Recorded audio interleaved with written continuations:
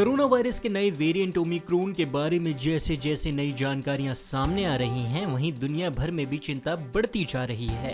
जी हां, बढ़ती दहशत के बीच कई देशों द्वारा यात्रा प्रतिबंधों को और सख्त किया गया है और उड़ानों पर रोक लगाई जा रही है।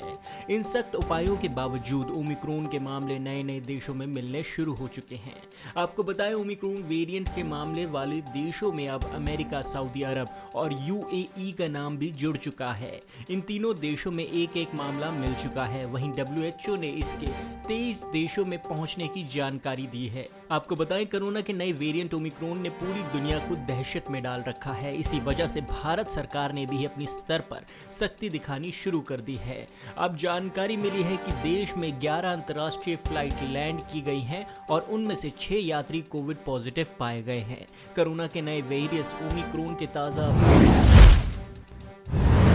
राज्यसभा से विपक्ष के 12 सांसदों के निलंबन से पैदा हुआ गतिरोध टूटने का नाम ही नहीं ले रहा। सत्ता पक्ष और विपक्ष अपने अपने रुख पर कायम है। विपक्ष अपने अशोभनीय आचरण के लिए माफी मांगने को तैयार नहीं है, जबकि सत्ता पक्ष कह रहा है कि जब तक माफी नहीं तब तक निलंबन की वापसी नहीं।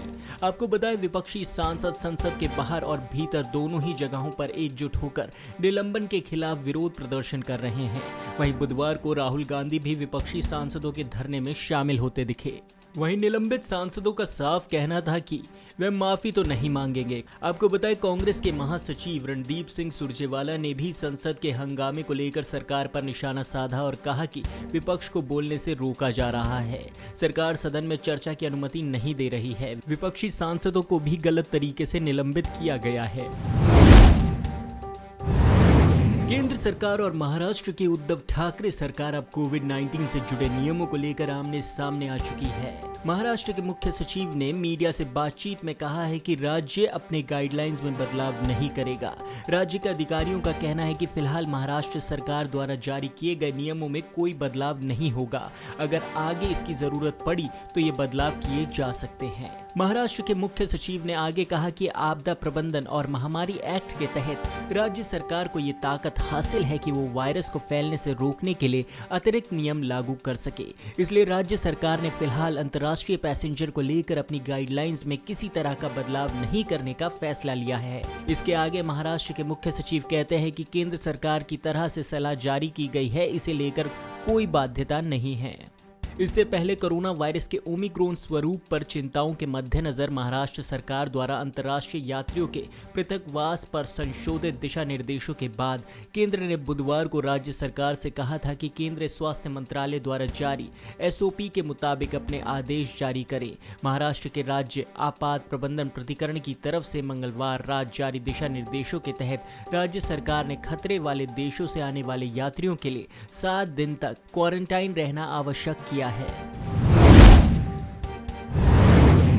राजधानी दिल्ली में बुधवार को वायु गुणवत्ता का जो सूचक है बेहद खराब श्रेणी यानी 370 अंक पर रहा। सुबह से आसमान में कोहरे और स्मॉग की मौजूदगी की वजह से दिन भर सूरज लुका छुपी करता दिखा।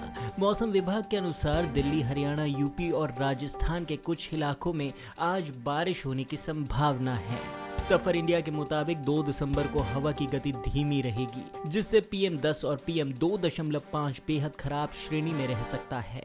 इसके बाद 3 दिसंबर को हवा की गति में सुधार होने का अनुमान है।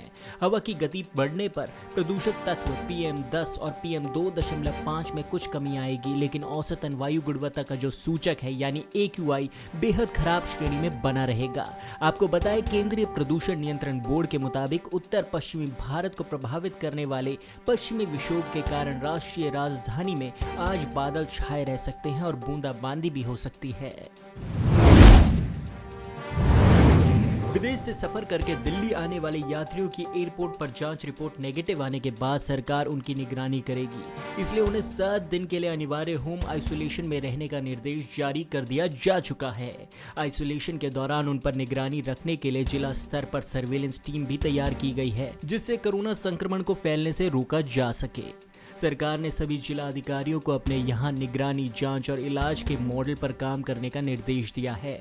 पॉजिटिव मिलने वाले मरीजों को एलएनजेपी अस्पताल में भर्ती कराने का भी दिशा निर्देश जारी कर दिया गया है। दरअसल दिल्ली में बुधवार से विदेश से आने वाले सभी यात्रियों के लिए RT-PCR अनिवार्य कर दिया गया है। अगर कोई कोरोना से संक्रमित पॉजिटिव व्यक्ति मिलता है तो उसे सीधे एलएनजेपी भेज दिया जाएगा। अगर कोई नेगेटिव व्यक्ति मिलता है तो उसे घर भेज दिया जाएगा, मगर 7 दिन तक वह घर पर आइसोलेशन में ही रहेगा। इस दौरान अगर उसे कोई लक्षण दिखता है तो उसे स्थानीय जिला प्रशासन को सूचित करना होगा। अगर आइसोलेशन की अवधि के दौरान वह घूमता फिरता मिलता है तो उसके खिलाफ DDMA एक्ट के तहत कार्रवाई होगी। ऐसी ही देश दुनिया की तमाम बड़ी खबरों से जुड़े रहने के लिए देखते रहिए पंजाब केसरी।